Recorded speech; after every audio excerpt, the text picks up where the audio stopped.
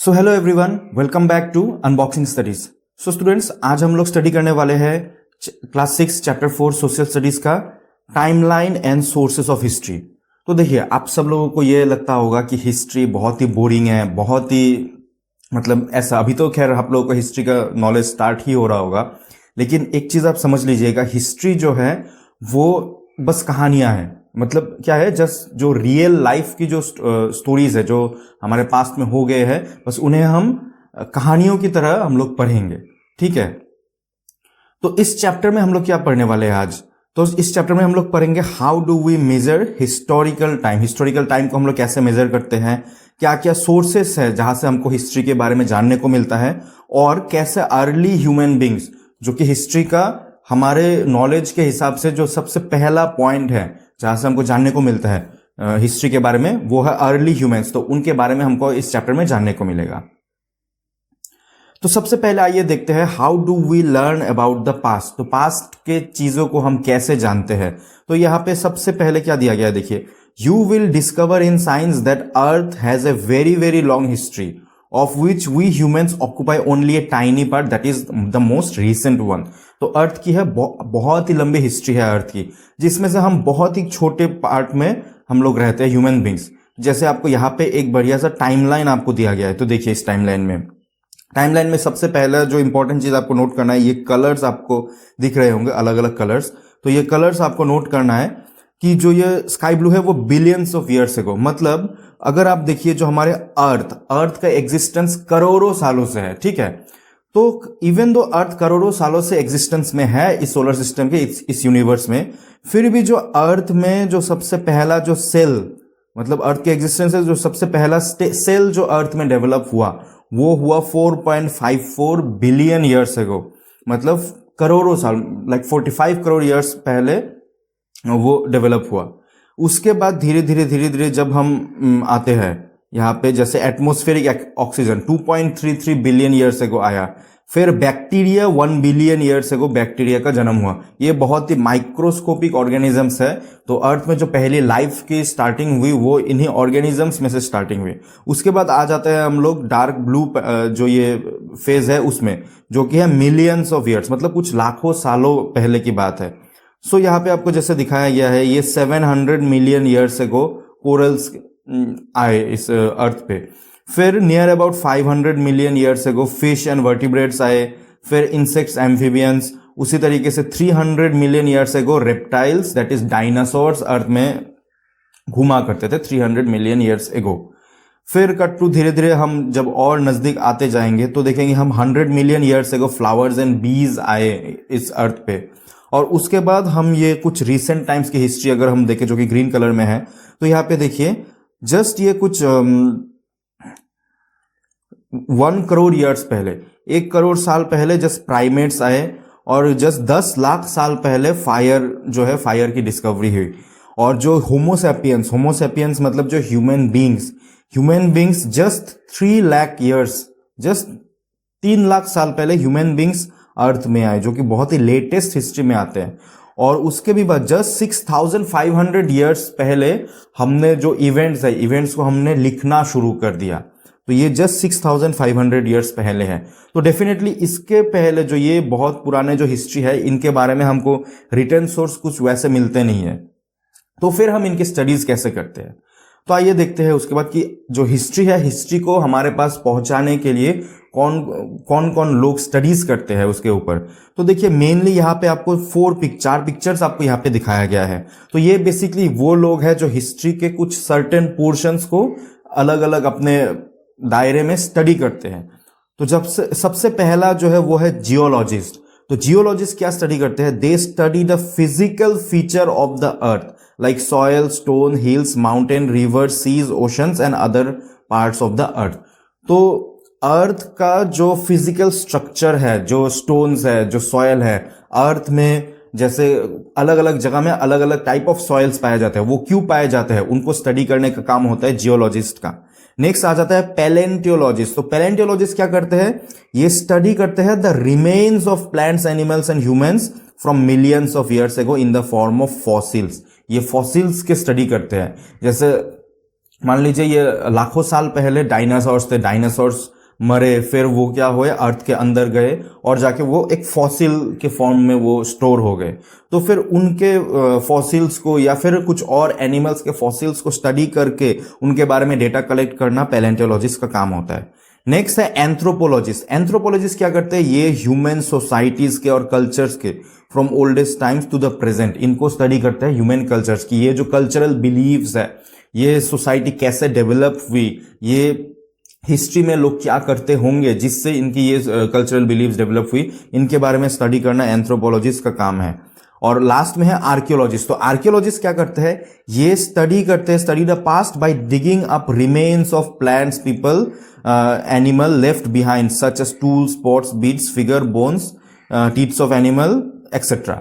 तो आर्कियोलॉजिस्ट का काम होता है जो पुराने जमाने में लोग जिन चीजों का यूज करते थे, जो कुछ पॉट्स हो गए कहीं पे, लाइक पुराने घर या खंडहर हो गए, तो उनको स्टडी करना क्या होता है, आर्कियोलॉजिस्ट का काम होता है। वहां से वो डेटा निकाल के देते हैं कि इतने सालों पहले इस तरीके से लोग रहते होंगे।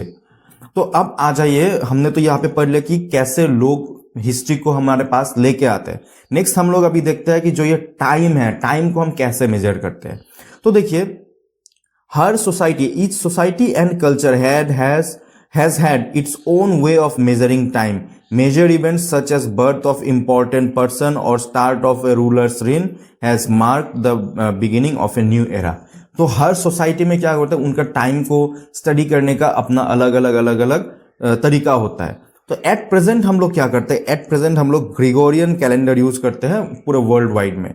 बट इसका मतलब ये नहीं कि सिर्फ यही एक कैलेंडर एग्जिस्ट करता है, side by side Hindu calendars भी एग्जिस्ट करते हैं, मुस्लिम कैलेंडर, ज्यूइश, चाइनीज कैलेंडर्स भी एग्जिस्ट करते हैं, जहां पे कुछ auspicious days of festivals and auspicious events को उन कैलेंडर्स, हिंदू कैलेंडर्स के हिसाब से मार्क किया जाता है, ऑस्पिशियस इवेंट्स को, या फिर अपने अपने रिलीजियस कैलेंडर्स के हिसाब से उन डेट्स को मार्क कर दिया जाता है। जैसे कभी कभार आपने घर में सुना होगा तिथि के बारे में, जैसे इस तिथि में ये हुआ है, उस तिथि में वो हुआ है, तो वो बेसिकली हमारे जो लोकल जैसे हिंदू कैलेंडर्स में होते हैं उसके हिसाब से वो हम लोग सेट करते हैं।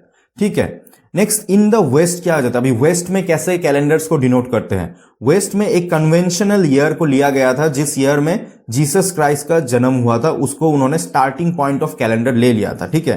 तो जीसस क्राइस्ट के जन्म के बाद वाले जो ईयर्स थे उनको उन्होंने एडी से एब्रिविएट करना शुरू कर दिया। जैसे एज फॉर एग्जांपल 1947 में इंडिया आजाद हुआ, तो उसको वो लोग 1947 एडी कहा करते थे। तो अब खैर हम लोग एडी को यूज नहीं करते, अब हम लोग CE, that is common era, को हम लोग यूज करते हैं। तो इसका मतलब ये जो 1947 एडी जो था, वो अभी हम लोग उसको बोलेंगे 1947 सीई, या एट प्रेजेंट जैसे ये साल, जिस साल मैं रिकॉर्ड कर रहा हूं इस वीडियो को, ये है 2025, तो हम लोग लिखेंगे 2025 सीई। तो अब हम लोग देखते हैं उसके पहले क्या होता था, जीसस क्राइस्ट के जन्म होने के पहले के साल कैसे फिर उन्होंने डिमार्केट किया। तो उसके पहले, similarly the year before the conventional date of birth of Jesus are counted backwards जाते थे, और उसे बीसी या फिर बिफोर क्राइस्ट कहा जाता था। लेकिन अब हम लोग उसे बोलते हैं बिफोर कॉमन एरा और बीसीई। एज फॉर एग्जांपल यहाँ पे देखिए 560 बीसीई, मतलब जीसस क्राइस्ट के जन्म के भी 560 इयर्स पहले गौतम बुद्ध जी का जन्म हो गया था। अब गौतम बुद्ध जी के बारे में हम लोग स्टडी करेंगे चैप्टर 7 में। तो अब देखिए, can you calculate how many years ago. तो यहाँ पे एक सिंपल एग्जांपल दिया गया है, वो भी मैं आपको समझा देता हूँ कैसे। तो देखिए, ग्रेगोरियन कैलेंडर में अभी एक चीज आप नोट कर लेंगे कि ग्रेगोरियन कैलेंडर में जो क्या होता है, जिस साल जीसस क्राइस्ट का जन्म हुआ उस साल को ग्रेगोरियन कैलेंडर में क्या मार्क किया गया, उस साल को 1 एडी मार्क किया गया, लेट्स से जिस साल जीसस क्राइस्ट का जन्म हुआ। ठीक है। तो उसके नेक्स्ट ईयर क्या होगा, उसके नेक्स्ट ईयर होगा 2 एडी, उसके next year 3 AD and so on. लेकिन अभी 1 एडी के जो पहला साल, वो टेक्निकली क्या होना चाहिए था, वो होना चाहिए था 0 ईयर। लेकिन बाय कन्वेंशन 0 ईयर, 0 नाम का कोई ईयर है नहीं। तो 1 एडी के जस्ट बिहाइंड ये साल को लिखा गया है 1 बीसी ऐसे लिखा गया है, बिफोर क्राइस्ट। और उसके भी पहले वाले साल को 2 बीसी, इस तरीके से ये बैकवर्ड्स में जाता है। तो अभी तो खैर हम लोग ये बीसी और एडी यूज नहीं करते हैं, तो यहाँ पे होगा अभी सीई, यहाँ पे होगा बीसीई। तो जो भी हो, तो अगर हमको कैलकुलेट करना हो कि कोई इवेंट कैसे कितने साल पहले हुआ है ये सीई और बीसीई के पर्सपेक्टिव में, तो हम कैसे कैलकुलेट करेंगे? तो देखिए, हमको जस्ट क्या करना है, वो जो दो इवेंट्स है दोनों इवेंट्स को प्लस करके उसमें से 1 माइनस करना है। और 1 क्यों माइनस करना है? क्योंकि वो जो 0 वाला ईयर है वो एग्जिस्ट नहीं करता। तो जैसे मान लीजिए आपको 2 BCE से लेकर 2 CE तक अगर आपको कैलकुलेट करना है, तो नॉर्मली हम लोग अगर कैलकुलेट करते हैं तो क्या होता है? सो 2 BCE, 1 BCE, लेट से 0 कोई एक साल होगा, उसके बाद 1 CE एंड देन उसके बाद आता है आपका 2 CE। सो यहां पे आपको टोटल 4 इयर्स आपने देखा, 1 BCE, 0 को ये कन्वेंशनल साल, फिर 1 CE एंड 2 CE। तो ये टोटल 4 साल होने चाहिए थे, बट ऐसा नहीं होता है क्योंकि हम जो ये 0 ईयर है उसको लेते नहीं है। सो ये क्या होता है? 1 BCE, 1 CE and then 2 CE। So basically हम क्या करेंगे, इसको 2 + 2 करेंगे, फिर उससे एक 1 को माइनस कर देंगे, जिससे हमको मिलेगा टोटल 3 इयर्स। तो इन दोनों सालों के बीच में टोटल 3 इयर्स का गैप है। तो सिमिलरली इसको यूज करके हम फिर क्या कर सकते हैं, हम दूसरे जैसे ये गौतम बुद्ध का जो जन्म हुआ वो आज से कितने साल पहले जन्म हुआ उनका, वो हम निकाल सकते हैं। एज फॉर एग्जांपल यहाँ पे दिया गया है 2024 का डेट दिया गया है, तो गौतम बुद्ध का जन्म हाउ मेनी इयर्स बिफोर 2024 बोला गया है। तो हम लोग इसमें क्या किया है, 2024 के साथ हमने ऐड किया है 560 और उससे हमने 1 माइनस कर दिया, तो जिससे हमें 2583 ये ईयर मिल गया। ठीक है, अब हम लोग देखते हैं इस एक टाइमलाइन को। टाइमलाइन बेसिकली होता क्या है वो हम देखेंगे। तो देखिए, टाइमलाइन बेसिकली कुछ नहीं है, हमने एक लाइन बना दिया है, उसमें हम कौन सा इवेंट पहले आया कौन सा इवेंट बाद में आया उसको हम फीड करके जाते हैं, उसको हम वहां पे पुट कर देते हैं, वही बेसिकली टाइमलाइन है। इससे हम लोग को पता चलता है कि कौन सा इवेंट किस इवेंट के पहले हुआ है या किस इवेंट के होने के कारण दूसरा इवेंट हुआ है। तो ये बेसिकली एक टाइमलाइन यहां पे हमें देखने को मिलता है। तो a timeline also helps us in understanding the order in which historical events take place. For example, even without looking at the dates, you can now see that the birth of Buddha occurs before the birth of Jesus Christ. So यहाँ पे हम इसको देख के ही हम लोग बोल सकते हैं कि जो बुद्ध उनका जन्म जीसस क्राइस्ट के जन्म से भी पहले हुआ था। ठीक है, नेक्स्ट यहाँ पे कुछ इंपॉर्टेंट ये दिए गए हैं, टर्म्स दिए गए हैं जिनको आप याद कर सकते हैं कि सेंचुरी होता है 100 इयर्स में, ये every 100 years, a period of 100 years को सेंचुरी कहा जाता है। सिमिलरली यहाँ पे मिलेनियम एक टर्म दिया गया है, ए पीरियड ऑफ 1000 इयर्स को मिलेनियम कहा जाता है। तो ये जस्ट 1 पॉइंटर्स आप नोट कर सकते हैं। नेक्स्ट अभी हम आ जाता है सबसे इंपॉर्टेंट पोर्शंस। इसके बाद से आपका हिस्ट्री का एक्चुअल जो पढ़ाई है, जो स्टोरीज आपको जानने को मिलेगा, वो इसके बाद शुरू हो जाएगा। लेकिन उसके पहले हमको जानना पड़ेगा कि जो हिस्ट्री है वो हमें कहां से मिलती है, उनके सोर्सेस क्या है। तो देखिए, हम यहां पे पढ़ेंगे what are the sources of history. तो बेसिकली अगर हम सोचे कि देखिए, अब मान लीजिए अगर आप इमेजिन कीजिए, आप हिस्ट्री के बारे में आपको जानना है, लेट्स से आप जिस एरिया में रहते हैं उस एरिया के आपके घर के हिस्ट्री के बारे में जानना है कि आपका घर कितने साल पहले बना है, या फिर उसके आसपास के जो एरिया जो लोग रहते हैं वो कहाँ से आए हैं, कैसे वहां पे वो सालों से रह रहे हैं। तो इस चीज को जानने के लिए आप क्या करेंगे, आप मेनली आपके जो घर में जो ग्रैंड पेरेंट्स है या पेरेंट्स, आप उनको पूछेंगे, उनसे आप नॉलेज लेने की कोशिश करेंगे। तो यही चीज क्या है, ये एक काइंड ऑफ हिस्ट्री का पार्ट होता है। ठीक है, तो हिस्ट्री में हम लोग बहुत सारी सोर्सेस के ऊपर डिपेंडेंट रहते हैं। जैसे क्या होता है, हिस्ट्री क्या होता है, हिस्ट्री एक जिक्सॉ पजल की तरह होता है। एक पजल है, पजल को आपको सॉल्व करना है। Every object or structure tells a story and is like a piece of jigsaw puzzle. The object that you see around your house conveys something of the history of your family. Similarly, we can put together historical events through a variety of sources, but keep in mind that in case of history, a quite few pieces of puzzle may be missing. तो basically आपको history के बारे में, let's आपके घर के history के बारे में ही अगर आपको जानना है, तो आप क्या करेंगे, आप अपने ग्रैंड पेरेंट्स से जाके पूछेंगे। अभी ग्रैंड पेरेंट्स ने आपको लेट्स से एक दो चीज आपको बताया, फिर आपने क्या किया, उसी सेम चीज को आपने अपने मदर या फादर से आपने पूछा। सिमिलरली आपको कहीं घर में जाते हुए आपने कहीं पे कोई लेट्स से कोई पुराना किताब या कुछ आपको मिल गया, वहां पे आपको आपके घर के आसपास के एरिया के बारे में पता चल गया। तो ये जो चीजें हैं, ये है अलग अलग सोर्सेज ऑफ हिस्ट्री, जहां से आपको आपके घर के बारे में या आपके एरिया के बारे में पता लगेगा, और फिर आप अपने माइंड में एक आइडिया डेवलप कर पाएंगे कि वो एरिया पहले कैसे हुआ करता था। तो देखिए, यहां पे हम लोग जानते हैं जो सोर्सेज है, हिस्ट्री, जो एक्चुअल हिस्ट्री हम लोग पढ़ते हैं, उसके सोर्सेस कितने प्रकार के होते हैं, वो कहाँ से आते हैं। तो सबसे पहला जो हम यहाँ पे देख रहे हैं, एक साइड से अगर हम लोग पकड़े तो इंस्क्रिप्शंस एक बहुत ही इंपॉर्टेंट सोर्स ऑफ हिस्ट्री बन जाता है। तो इंस्क्रिप्शन क्या होता है? Manuscripts, copper plates, coins. तो मैन्युस्क्रिप्ट मतलब लोगों ने बहुत लेट्स से पत्थरों पे, एक राजा है, राजा अशोक, उसके बारे में आप फ्यूचर में पढ़ेंगे।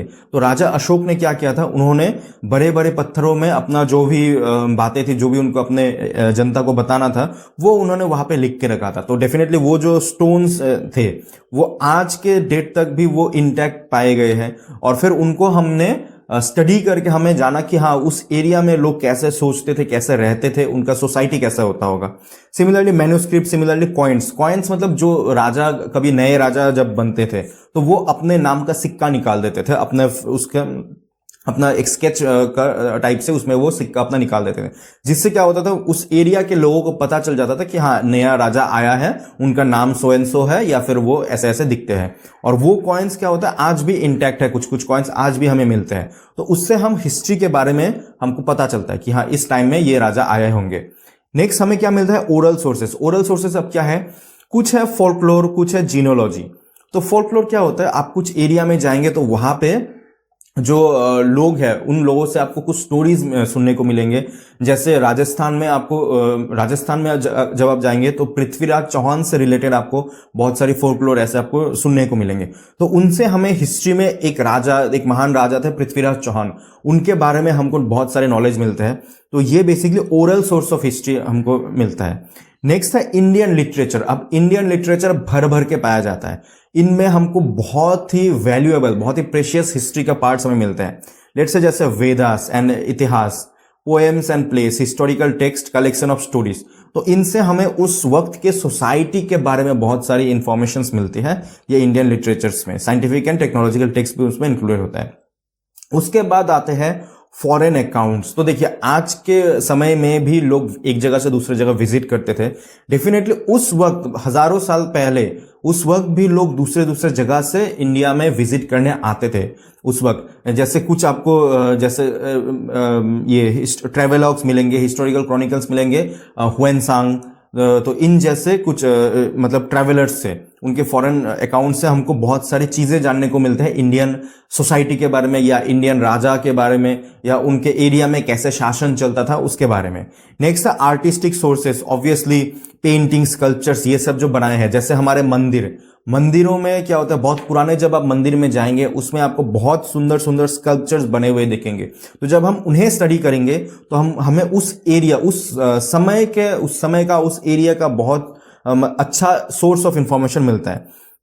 नेक्स्ट आता है एक्सकेवेशन। ऑब्वियसली जो डायनासोर्स के बारे में हम जो जानते हैं, हम अगर आप टीवी में भी अगर आप कभी देखेंगे डिस्कवरी चैनल या ये वो, तो उसमें भी आपको पता चलेगा कि जो एक्सकेवेशन करके जो डायनासोर के रिमेन्स जो निकालते हैं, उसको देख के हमें पता चलता है कि डायनासोर इतने बड़े एनिमल्स होते थे, वो अर्थ में इतने लाखों करोड़ों साल पहले घुमा करते थे।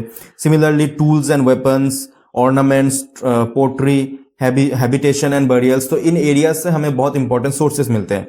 और उसके बाद है स्ट्रक्चर्स। तो स्ट्रक्चर्स क्या होता है? Monuments and mounts.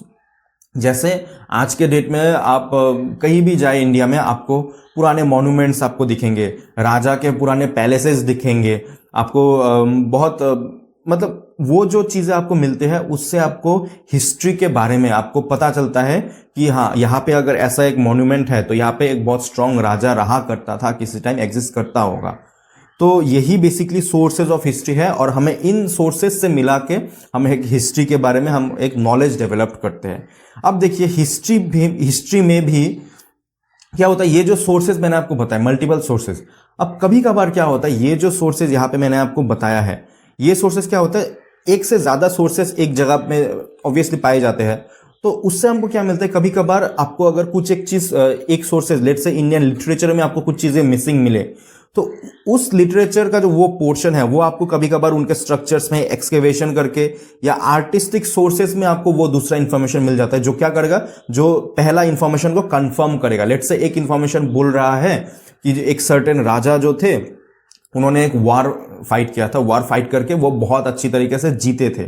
सिमिलरली दूसरे जगह में जिनसे उस राजा ने फाइट किया, उस जगह का स्टोरीज में, उस जगह का लिटरेचर में अगर लिखा गया था कि हाँ उस XYZ राजा के साथ फाइट होके हमारा राजा जो है वो हार गए थे, तो इससे क्या होगा, अब कंफर्म हो गए दोनों जगह के लिटरेरी सोर्सेज से। तो ये क्या करते हैं, कभी कभार हिस्ट्री क्या करता है, एक दूसरे को कंफर्म करता है। सिमिलरली कभी कभार क्या करता है, हिस्ट्री एक दूसरे को कॉन्ट्राडिक्ट भी करता है। तो अब जब कॉन्ट्राडिक्ट वो करेगा तब आपको फिर आइडिया लगाना, और ज्यादा सोर्सेस आपके ऊपर आपको डिपेंड करना पड़ेगा, फिर आपको आइडिया लगाना पड़ेगा कि हाँ कौन सा सच में हुआ होगा, वो आपको फिर निकालना पड़ेगा। तो सिमिलरली इस तरीके से हम लोग हिस्ट्री के बारे में हम लोग जानते हैं। ओके, नेक्स्ट अभी हम आ जाता है एक्चुअल हिस्ट्री के ऊपर, एक्चुअल हिस्ट्री के स्टडीज के ऊपर। तो सबसे पहला जो स्टडी हुआ है वो क्या होता है कि जो ये ह्यूमन बीइंग्स जो आए वो हम कैसे आए, that is the beginning of human history. So earth में ह्यूमन बीइंग्स का स्टार्टिंग पॉइंट हम अभी यहां पे पढ़ने वाले हैं। सो मॉडर्न ह्यूमंस, जिसे होमो सैपियंस भी बोला जाता है, इंपॉर्टेंट पॉइंट है, नोट कर लीजिएगा। मॉडर्न ह्यूमंस को या नॉर्मली ह्यूमन बीइंग्स को होमो सैपियंस बोला जाता है। They have walked the planet about 3 lakh years ago. This appears to be a very long time. अभी 3 लाख ईयर्स एगो ऑब्वियसली बहुत लंबा टाइम है, बट जब हम अर्थ की हिस्ट्री के साथ कंपेयर करें तो 3 लाख ईयर्स एगो बस कुछ थोड़ा टाइम पहले ही हुआ है, ऐसा हमको देखने को मिलता है। तो जो ये अर्ली ह्यूमंस थे, ये बहुत ज्यादा चैलेंजेस इनको फेस करने को मिला नेचर से। ये क्या करते थे, ये एक ग्रुप्स में रहते थे और अब एक दूसरे को वो हेल्प करते थे। तो ये कॉन्स्टेंटली शेल्टर एंड फूड को ये सीख करते थे, ये मतलब ढूंढते थे। और they were mainly hunters and gatherers. तो अर्ली ह्यूमन उनका बस काम यही था, सुबह उठो, हंटिंग करो, अपने लिए फूड गैदर करो और फिर आके, तो वही उनका बेसिकली दिनचर्या रहता था। This means that they relied on hunting and collecting edible plants and fruits for their survival. Our early ancestors also had certain beliefs of the natural elements and possibly also the notion of afterlife. तो afterlife के बारे में भी उनके कुछ beliefs develop हुए होंगे। तो देखिए, ये जो ग्रुप्स थे अर्ली ह्यूमंस के, ये टेम्पोररी कैंप्स में रहते थे, रॉक शेल्टर्स में, केव्स में ये रहा करते थे और एक दूसरे के साथ कुछ तो लैंग्वेज में ये बातें करते होंगे जो आज हम लोगों को, हमारे पास कोई ऑप्शन नहीं है कि कहीं से भी हम जान पाए। वो क्या करते थे, वो फायर यूज करते थे। They started making many objects that made their lifes easier. तो धीरे धीरे उन्होंने फायर को भी यूज करना स्टार्ट कर दिया। फिर उन्होंने स्टोन एक्सेस को स्टार्ट करना शुरू कर दिया, blades, arrows and other tool. तो देखिए, एक सिंपल चीज को समझ लीजिए, जब अर्ली ह्यूमंस के पास ऑब्वियसली आज की तरह तो स्कूल जाने का उनको जरूरत होता नहीं था, तो वो क्या करते थे, उनका काम था हंटिंग एंड गैदरिंग। वो बस खाना अपना गैदर करते थे या हंट करते थे। तो अभी हंट करने के बाद उनके पास बहुत सारा टाइम बचता था। तो उस टाइम में क्या किया, उन्होंने धीरे धीरे इन चीजों को, ये स्टोन एक्स, ये एरोहेड्स, इनको डेवलप करना शुरू कर दिया, जिनसे उनको हंटिंग में बहुत आसानी होंगी। तो इसके बारे में हमें देखिए, aspects of their life are visible in rock paintings found in hundreds of caves all over the world. Some of those paintings depict simple figures and a few symbols, while others are more details and represent scenes of animals or humans. तो धीरे धीरे ऐसे paintings, तो free time में लोग बैठ के क्या करेंगे, वो कुछ पत्थर से ये सब से वो वॉल्स में पेंटिंग करते थे, जो कि आज भी इंटैक्ट पाए गए हैं, जिससे हमें उनके समय में वो लोग कैसे रहा करते थे उनके बारे में बहुत इंपॉर्टेंट अपडेट्स हमें मिलते हैं। तो अब धीरे धीरे क्या होता है, जो ये अर्ली ह्यूमंस है वो सिंपल ऑर्नामेंट्स भी बनाने लगे, फिर स्टोन्स एंड शेल बीड्स भी बनाने लगे, pendants made of animal teeth and sometimes exchange them with other groups. तो इस तरीके के चीजें वो डेवलप करने लगे, जिनसे उनका भी एक छोटा मोटा उनका भी कल्चर डेवलप होने लगा। तो इसके बाद ओवर लॉन्ग एजेस, तो अभी देखिए इसके बाद हम लोग स्टडी करेंगे जो ये क्रॉप्स है, ये क्रॉप्स कैसे डेवलप हुए। तो देखिए, लॉन्ग एजेस के बाद क्या हुआ, जो अर्थ का जो क्लाइमेट है, they have gone through many changes. तो at certain times it was very cold and much of the earth was covered with ice. It is called an ice age. तो साइंटिफिकली जैसे हमको पता चलता है कि अर्थ में भी पहले एक आइस एज हुआ करता था, जो कि 1 लाख साल से लेकर 12,000 साल पहले तक आइस एज चला था। उसके बाद से क्या हुआ, धीरे धीरे लिविंग कंडीशंस इंप्रूव होने लगी, धीरे धीरे अर्थ थोड़ा वार्म होने लगा। उससे क्या किया, ये जो अर्ली ह्यूमंस थे ये सेटल डाउन करने लगे, ये कल्टीवेट करने लगे और उसी से एग्रीकल्चर की शुरुआत यहाँ पे होने लगी। वो एनिमल्स को डोमेस्टिकेट करने लगे, कैटल, गोट्स एक्सेट्रा। और धीरे धीरे जैसे ही वो ये सब करने लगे, तो with more food available this communities grew in size and number and often settle down near the rivers. अब देखिए एक चीजों को सिंपल समझ लेते हैं। पहले अर्ली ह्यूमंस हंटर और गैदरर्स थे, ठीक है। फिर धीरे धीरे जब एरिया एग्रीकल्चर के लिए वायबल होने लगा तो वो क्या करने लगे, वो हर्डिंग भी करने लगे और धीरे धीरे उनके एग्रीकल्चर के बारे में नॉलेज भी होने लगा। तो अब पहले क्या करते थे, ये लोग एक जगह से दूसरी जगह घूमते रहते थे, लेकिन जैसे ही इन्होंने एग्रीकल्चर करना शुरू कर दिया, अब ये क्या कहे, ये जब तक वो एग्रीकल्चर, वो फसल जब तक पक नहीं जाते तब तक वो दूसरे जगह नहीं जा सकते थे। तो उन्हें अब उनकी मजबूरी बन गई थी कि वो एक जगह रुक के उस फसल का पकने का इंतजार करें। तो धीरे धीरे जब लोग रुकने लगे तो वहां पे क्या होगा, छोटे छोटे हर्ड्स बनने लगे, तो छोटे छोटे विलेज बनने लगे। और मेनली ये रुकते कहां पे थे, ये रिवर्स के आसपास रुकते थे। क्यों? क्योंकि वो एरिया बहुत ज्यादा फर्टाइल होता था एग्रीकल्चर के लिए, वो एरिया बहुत सूटेबल होता था। उस एरिया से एग्रीकल्चर भी वो करते थे, उस एरिया से उन्हें पानी भी मिलता था। तो इससे क्या करते, it has made the process of growing crops easier. तो जब ये इस तरीके से रिवर्स के आसपास जब ये रुकने लगे तो इन्हें ये क्या करते, ये स्मॉल हर्ड्स में ये गैदर होने लगे। फिर क्या होता, ये जो छोटे छोटे हर्ड्स थे, अभी इन कम्युनिटीज जैसे ये ग्रो होने लगी तो इनका सोशल कम्प्लेक्सिटी भी ग्रो होने लगा। मतलब ये लेट्स से 8-10 परिवार जब एक जगह पे रहने लगे थे तो वो सारे मिलकर कल्टीवेशन भी करेंगे, उनको एक दूसरे के साथ कोऑर्डिनेशन भी करना शुरू करना पड़ा। तो इससे क्या हुआ, लीडर्स और चिफ्टेंस उनकी रिस्पॉन्सिबिलिटी बढ़ गई, वो आने लगे। जो एक सर्टेन आदमी को वो चिफ्टेन या लीडर बना देते थे और वो क्या करते थे, वो इन लोगों के वेलबींग के बारे में वो सोचने लगे और कलेक्टिवली वो काम करने लगे, कम्युनिटी के वेलफेयर के बारे में, उनके जो ये 8-10 परिवार थे इनके वेलफेयर के बारे में वो सोचने लगे। तो इसीलिए क्या हुआ, as time went by these hamlets मतलब बहुत ही स्मॉल ग्रुप या वही स्मॉल विलेज, ये बड़े होने लगे। अब जो हर्ड्स, जो हैमलेट्स, जो छोटे छोटे 8-10 परिवार में जो लोग रहते थे, ये अब बड़े होके लेट्स से एक साइजेबल विलेज में ये डेवलप हो गए। लेट्स से 50 परिवार वहां पे रहने लगे अभी।